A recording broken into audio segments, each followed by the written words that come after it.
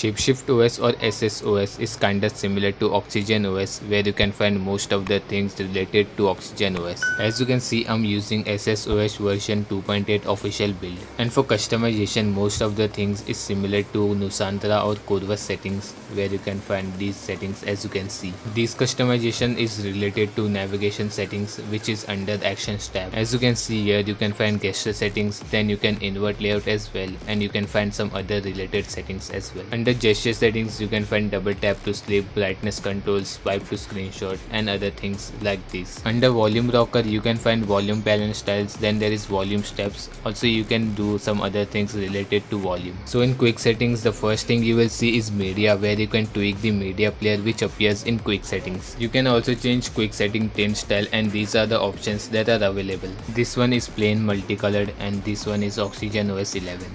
Under themer, you can change accent color, fonts, icons, and icon shapes too. Most of the mentioned thing is under theme overlays, where you can tweak these settings. And lastly, at the very bottom, you will find fonts, where you can select from these options. Under status bar tab, you will find battery options, then you can find clock options, and lastly there is traffic indicator. If you are looking for extra tweaks for lock screen, then you will find this in native controls, which is under lock screen tab. Then under general options, you will find always on display schedule, lock screen icons, and there is media cover art and fingerprint related tweaks too. Under styles and wallpapers, you can change grid layout and clock styles for lock screen. So for extra security features, this custom ROM comes with face unlock and app locker. Also there is quick unlock and scramble layout. And lastly, under system settings, there is device settings, which is also known as Xiaomi parts, and from here you can tweak vibration strength, headphone gain, and other things like these. And for stock launcher settings, you can find these options. If you want to watch the full customization video, then just tap the top right corner card to watch it. So the Widevine is L1 by default, and Magisk for rooted users gets passed after enabling Magisk HUD, and as you can see, I'm using Magisk HUD only, and for non-rooted users, device is certified by default.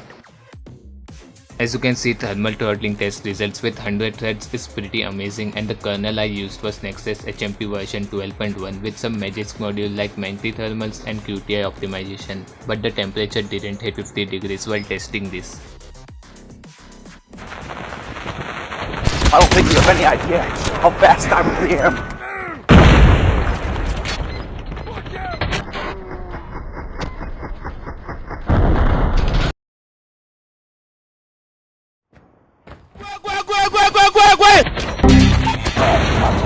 Spotted.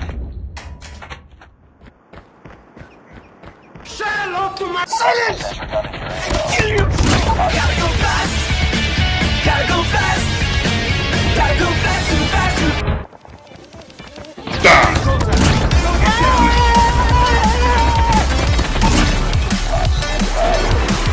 I don't think you have any idea how fast I really am. I'm fast as fuck, boy.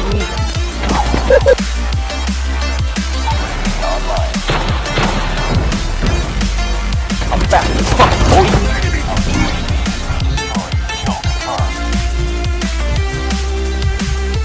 You must die! Double kill!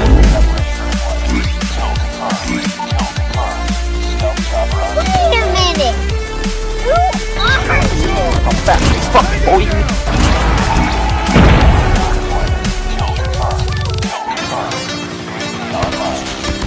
I am inevitable.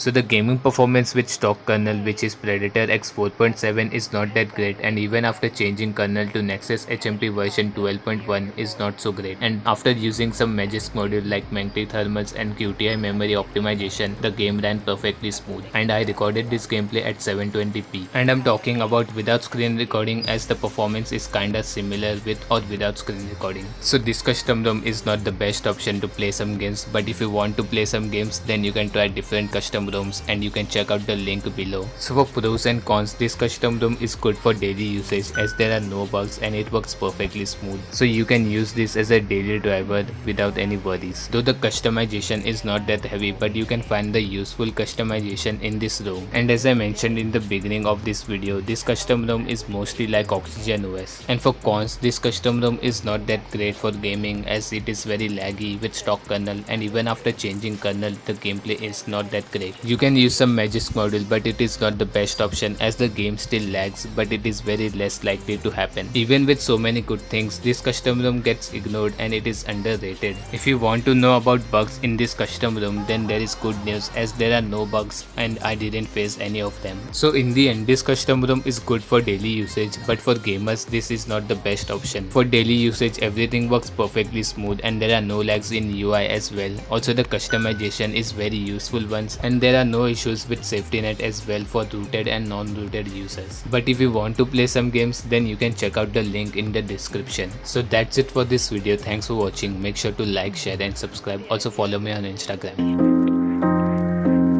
The thought of you on the other side of the line.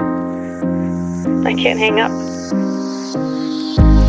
I don't want this to end. Not again.